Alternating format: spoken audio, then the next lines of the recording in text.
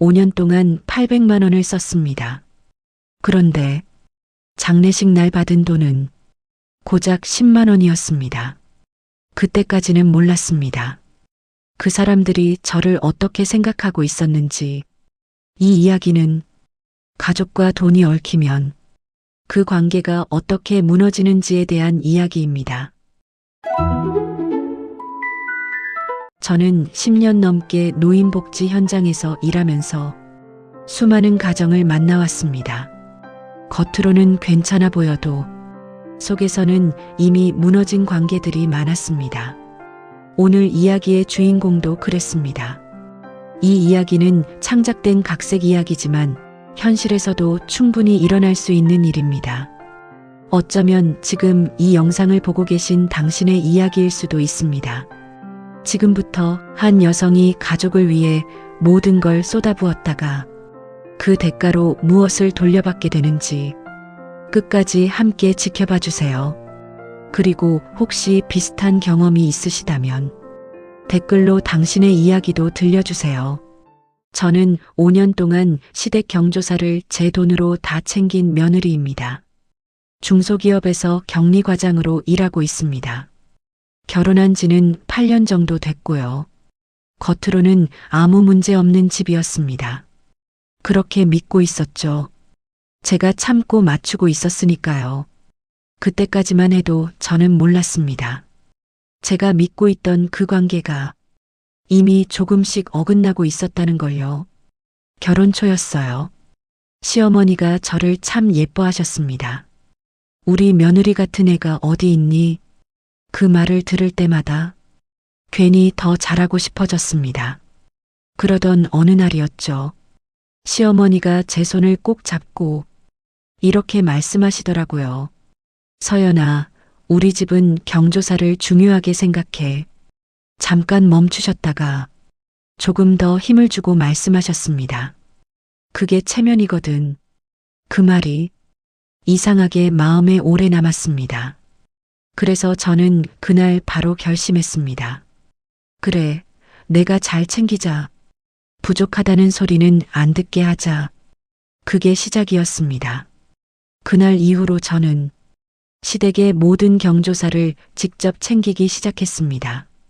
월급에서 일정 금액을 따로 빼두고 경조사 비용으로 관리했습니다. 누가 결혼하면 얼마, 누가 상을 당하면 얼마. 빠짐없이 준비했고 혹시라도 실수할까봐 따로 기록까지 했습니다. 엑셀 파일로요. 직업이 격리라 그런지 그게 제일 마음이 편했습니다. 그리고 그때까지는 그게 당연한 일이라고 생각했습니다. 그런데 지금 생각해보면 조금 이상했습니다. 아주 사소한 거였는데요. 처음에는 그냥 넘겼습니다. 그게 문제였죠. 결혼 2년쯤 됐을 때였습니다. 시댁 쪽 먼 친척 결혼식이 있었어요. 저는 30만 원을 준비했습니다. 솔직히 말하면 적지도 많지도 않은 금액이라고 생각했거든요. 그런데 시어머니가 봉투를 보시더니 표정이 살짝 굳으시더라고요. 서연아, 말을 잠깐 멈추셨다가 이렇게 말씀하셨습니다. 이건 좀 적지 않니? 순간 머리가 멍해졌습니다. 우리 집 체면이 있는데 적어도 50은 해야지. 그 말을 듣고 제가 뭐라고 해야 할지 모르겠더라고요. 그냥 아무 말도 못하고 조용히 20만 원을 더 넣었습니다. 그때는 그냥 아, 그런가 보다 하고 넘겼습니다. 그때 눈치챘어야 했습니다. 그게 기준이 되는 순간이었다는 걸요. 하지만 그건 끝이 아니었습니다. 그 이후로 비슷한 일이 계속 반복되기 시작했습니다. 조금씩 아주 자연스럽게요.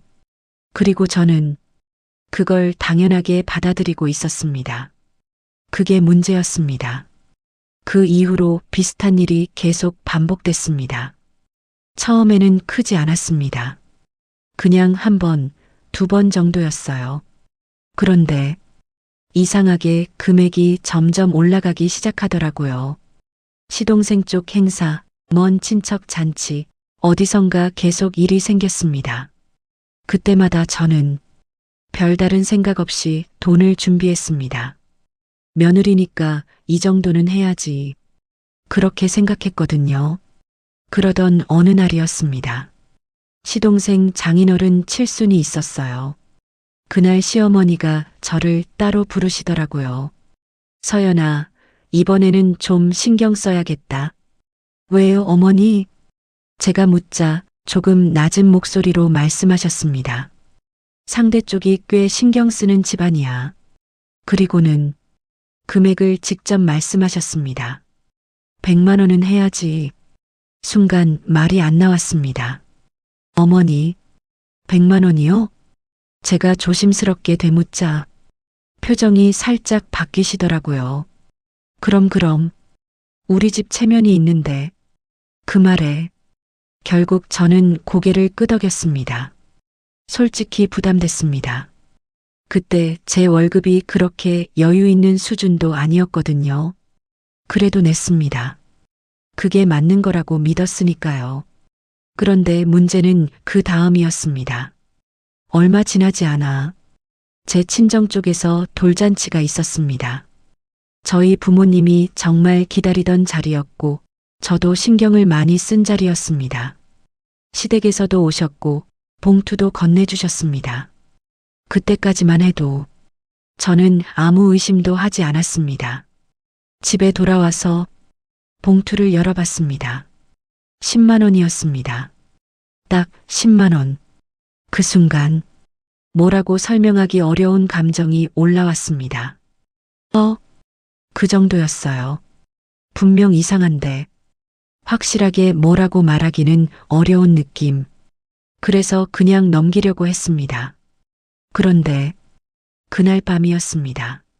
제가 결국 남편에게 물었습니다. 여보, 우리 쪽은 이렇게 하는데.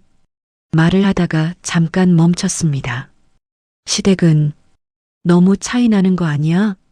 남편이 한숨을 살짝 쉬더니 말하더라고요. 아니, 그게 돌이랑 칠순이 같아? 그 한마디였습니다. 그 말을 듣는 순간 이상하게 더 말을 이어갈 수가 없었습니다. 맞는 말 같기도 했고 아닌 것 같기도 했습니다. 그런데 그게 묘하게 마음에 걸렸습니다. 다음 날 시어머니에게 전화가 왔습니다. 서연아, 평소보다 조금 단호한 목소리였습니다. 어제 내가 남편한테 그런 얘기했다며? 순간 가슴이 철렁 내려앉았습니다. 아, 그게. 제가 말을 흐리자 바로 이어서 말씀하시더라고요. 너 돈 잘 벌잖니? 그리고는 웃으시면서 이렇게 덧붙이셨습니다. 그 정도는 할 수 있지 않니? 그 말을 듣는 순간 머릿속이 조용해졌습니다. 아무 생각도 안 나고 그냥 내가 계산하고 있었구나. 이런 느낌이 들더라고요. 괜히 제가 속 좁은 사람이 된 것 같았습니다. 그래서 그날 이후로 저는 더 이상 아무 말도 하지 않았습니다. 대신 기록하기 시작했습니다. 날짜, 금액, 누구 행사인지, 그리고 시댁에서 돌아온 금액까지 전부 적기 시작했습니다. 엑셀 파일 한 장에 조용히 쌓아갔습니다. 시간이 그렇게 흘렀습니다. 1년, 2년, 정신없이 지내다 보니 어느새 5년이 지나 있더라고요. 그동안 저는 단 한 번도 빠짐없이 시댁 경조사를 챙겼습니다. 엑셀 파일도 계속 쌓여갔습니다. 어느 날 정리하다가 총액을 한번 계산해 봤습니다. 800만 원이었습니다. 잠깐 손이 멈췄습니다. 이렇게까지 썼었나? 그런데 이상하게 그 숫자가 크게 느껴지지는 않았습니다.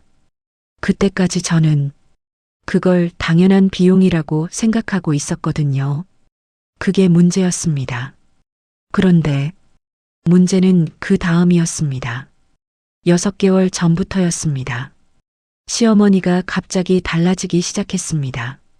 전에는 집에만 계시던 분이었는데 어느 순간부터 외출이 잦아졌습니다. 오늘은 친구들이랑 등산 간다. 이번 주는 모임이 있어. 이런 말이 부쩍 많아졌습니다. 처음엔 그냥 넘겼습니다. 그게 문제였습니다. 어느 날 신우이가 가족 단톡방에 사진 하나를 올렸습니다. 우리 엄마 요즘 완전 바쁘심 키읔키읔.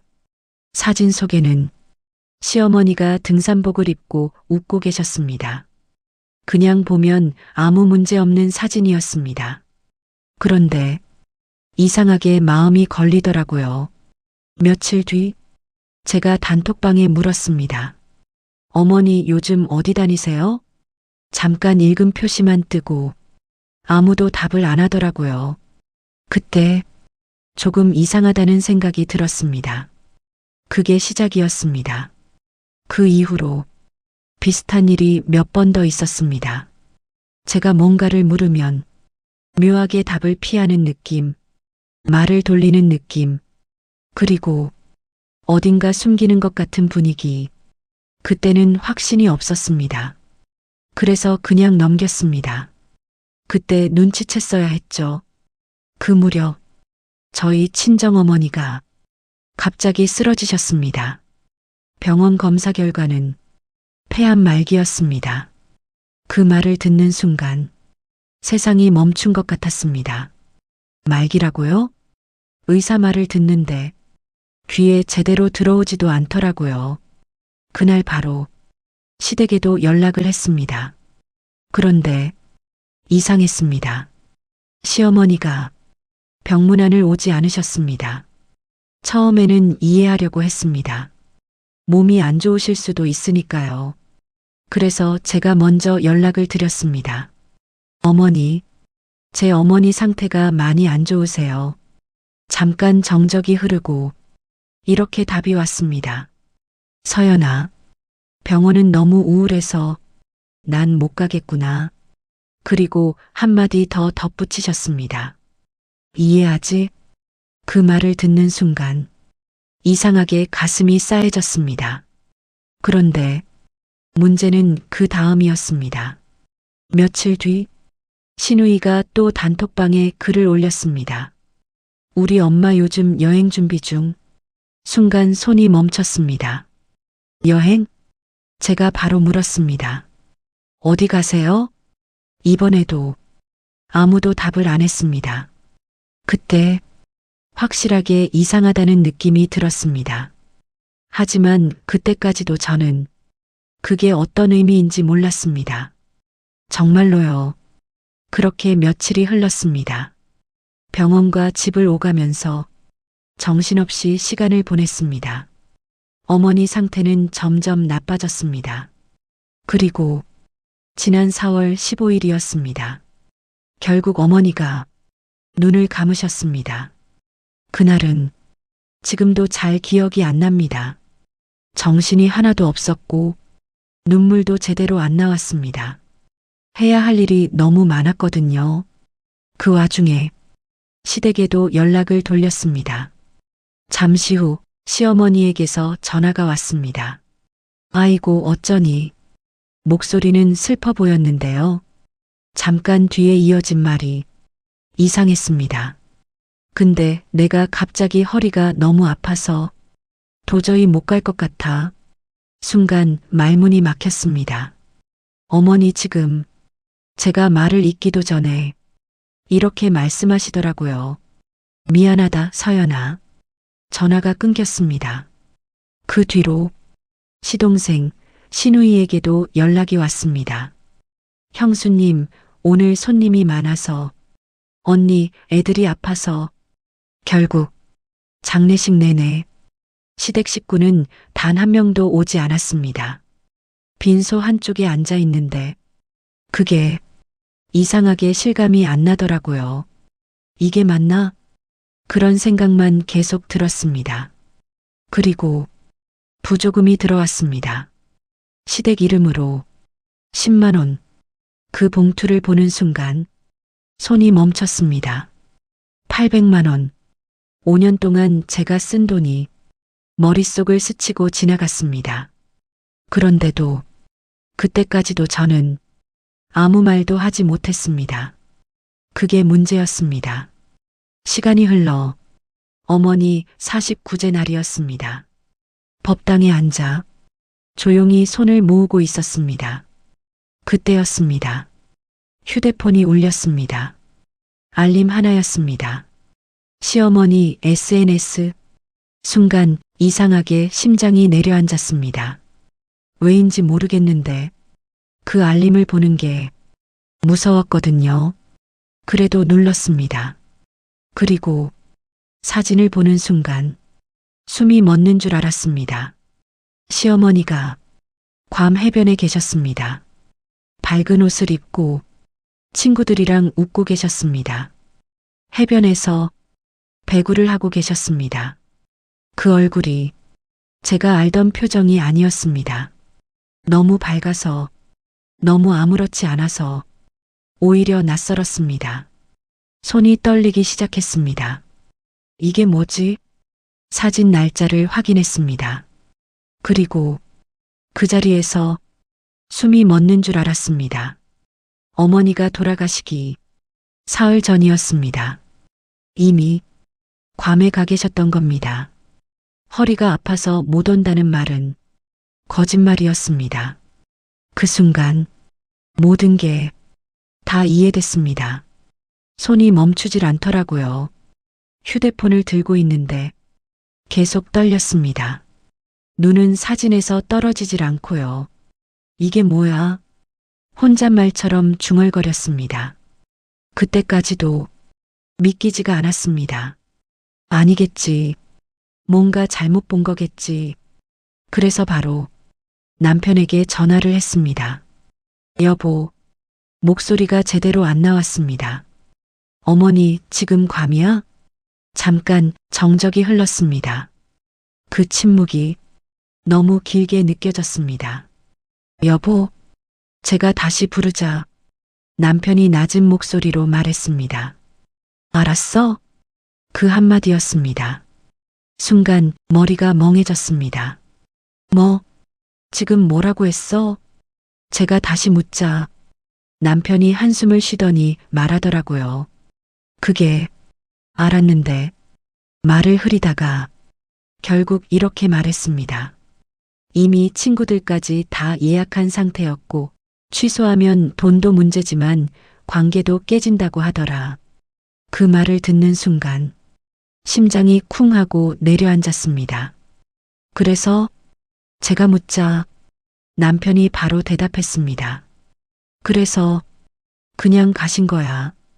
그 한마디였습니다. 그 자리에서 말문이 막혔습니다. 머릿속이 하얘지고 아무 생각도 안 나고 그냥 귀에서 소리만 울리더라고요. 300만 원. 그 돈이 장모님의 마지막보다 중요했다는 겁니다. 아니, 제가 겨우 말을 꺼냈습니다. 당신, 그거 알고 있었어? 남편이 바로 대답하지 않았습니다. 그 침묵이 답이었습니다. 아? 그 순간 뭔가 안에서 툭 끊어지는 느낌이 들었습니다. 당신, 그걸 알고도 나한테 말 안 했어? 제가 묻자 남편이 작게 말했습니다. 괜히 말하면 더 시끄러워질까봐. 그 말을 듣는 순간 웃음이 나왔습니다. 시끄러워질까봐? 지금 이게 시끄러운 문제야? 목소리가 점점 올라갔습니다. 사람이 죽었어. 우리 엄마 돌아가셨어. 그런데 남편은 끝까지 같은 말을 하더라고요. 어쩔 수 없었어. 그 말을 듣는 순간 완전히 확신이 들었습니다. 이 사람은 지금 상황이 뭔지 모르는구나. 그때 눈치챘어야 했습니다. 이건 단순한 문제가 아니었다는 걸요. 그런데 문제는 그 다음이었습니다. 며칠 뒤 우연히 시동생과 통화를 하게 됐습니다. 그때 전혀 예상 못한 말을 듣게 됩니다. 형수님 몰랐어요? 순간 심장이 덜컥 내려앉았습니다. 뭘? 시동생이 아무렇지도 않게 말하더라고요. 엄마 여행 가는 거 다 알고 있었잖아요. 그 말을 듣는 순간 숨이 막혔습니다. 다 알고 있었다고? 제가 묻자 시동생이 이렇게 말했습니다. 엄마 친구들이랑 오래전부터 계획한 거예요. 형도 알고 있었고요. 그 순간 모든 퍼즐이 맞춰졌습니다. 그동안 단톡방에서 아무도 대답 안 하던 이유, 그 묘한 분위기, 숨기는 느낌, 전부 저만 몰랐던 겁니다. 그날 이후로 모든 게 다르게 보이기 시작했습니다. 시어머니가 했던 말, 남편이 했던 행동, 단톡방에서의 분위기까지 하나씩 다시 떠올랐습니다. 아, 그때 혼자 중얼거리게 되더라고요. 지금 생각해보면 이상했습니다. 왜 아무도 여행 얘기를 안 했는지, 왜 제가 물었을 때 대답을 피했는지, 그 이유가 이제야 보였습니다. 저만 빼고 다 알고 있었던 겁니다. 그 사실이 가슴을 세게 눌렀습니다. 그런데 진짜는 그게 아니었습니다. 며칠 뒤 시동생이랑 다시 통화를 하게 됐습니다. 그때 아무렇지 않게 이런 말을 하더라고요. 형수님, 근데 엄마 친구들한테 완전 자랑하고 다녀요. 순간 손이 멈췄습니다. 뭘 자랑해? 제가 묻자 신우이가 웃으면서 말했습니다. 형수님이 돈 잘 번다고. 잠깐 멈췄다가 이렇게 덧붙였습니다. 경조사 걱정 하나도 없다고요. 그 말을 듣는 순간 머리가 멍해졌습니다.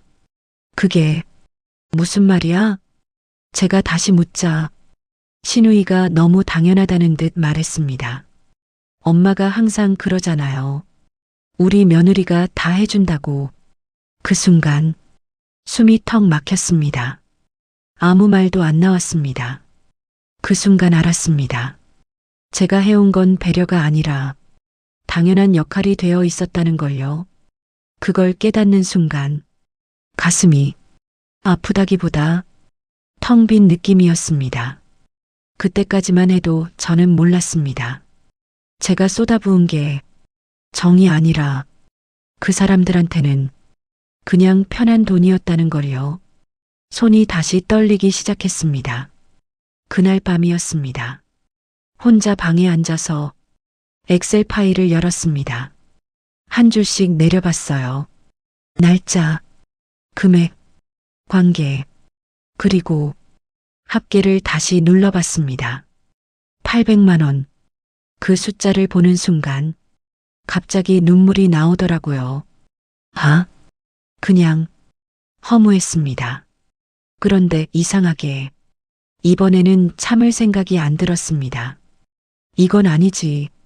처음으로 그 생각이 들었습니다. 그게 처음이었습니다. 그 순간 결심이 들었습니다. 이대로는 안 되겠다. 며칠 뒤 시댁 단톡방이 갑자기 시끄러워졌습니다. 서연아, 오늘 아버지 생신이다. 좋은 고기 샀으니까 빨리 와라. 형수님, 기분 전환도 할 겸 오세요. 메시지가 계속 올라왔습니다. 그걸 보고 있는데 이상하게 아무 감정이 안 들더라고요. 예전 같았으면 또 준비해야겠다. 이런 생각부터 들었을 텐데요. 이번에는 달랐습니다. 그냥 가만히 화면만 보고 있었습니다. 그리고 천천히 노트북을 켰습니다. 엑셀 파일을 열었습니다. 5년 동안 쌓인 기록이 한눈에 들어왔습니다. 한 줄씩 천천히 내려봤습니다. 그리고 계산을 다시 했습니다. 800만 원. 그 금액에서 시댁에서 받은 금액을 뺐습니다. 720만 원.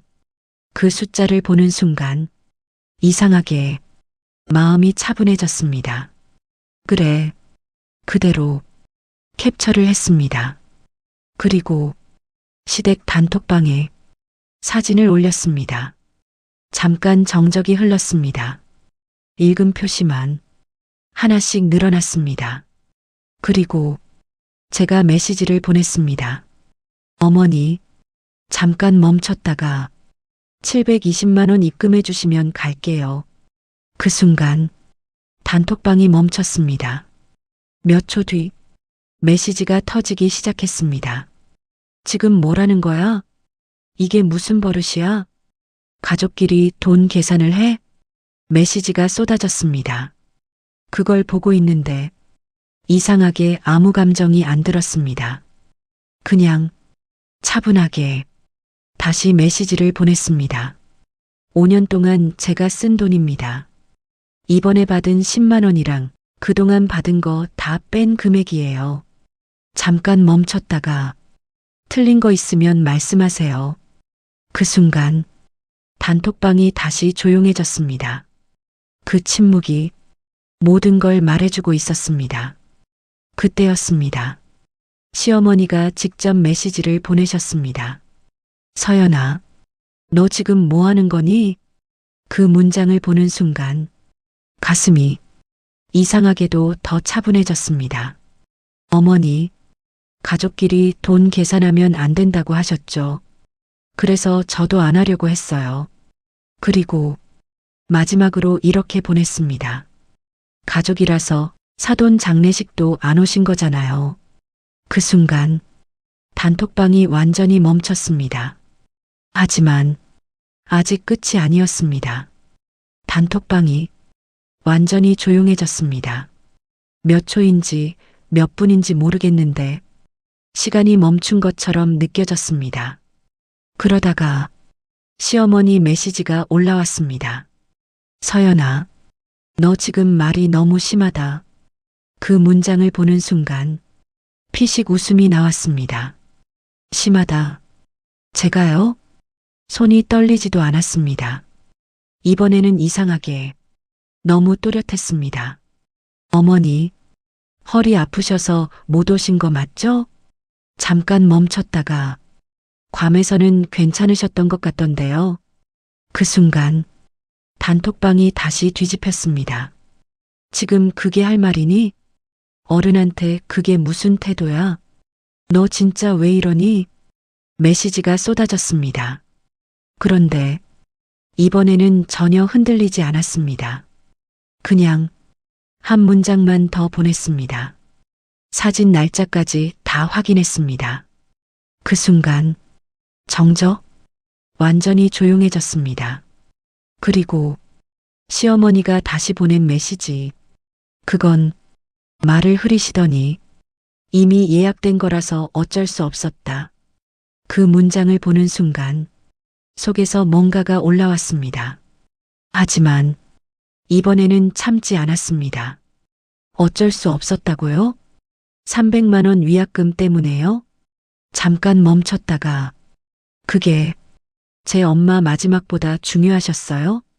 그 문장을 보내고 나서 손이 멈췄습니다. 답장은 바로 오지 않았습니다. 대신 다른 메시지들이 올라왔습니다. 너 지금 선 넘었다. 가족끼리 왜 이렇게까지 하니? 그만해라, 서연아. 그 말을 보는 순간 가슴이 이상하게 식어버렸습니다. 가족, 그 단어가 그날따라 너무 낯설었습니다. 그래서 마지막으로 한 문장을 보냈습니다. 가족이면 장례식에 오셨어야죠. 그걸 보내고 나서 더 이상 아무 말도 하지 않았습니다. 핸드폰을 내려놓고 한참을 가만히 앉아 있었습니다. 눈물이 나지는 않았습니다. 대신 결정이 섰습니다. 여기까지다. 그게 처음으로 스스로를 위해 내린 선택이었습니다. 그날 이후로 저는 더 이상 연락하지 않았습니다. 며칠 뒤 남편에게 말했습니다. 우리 그만하자. 남편이 당황한 얼굴로 저를 쳐다보더라고요. 갑자기 왜 그래? 저는 짧게 말했습니다. 갑자기 아니야. 이제야 결정한 거야. 그 말 이후로 길게 설명하지 않았습니다. 이미 끝났다는 걸 알고 있었거든요.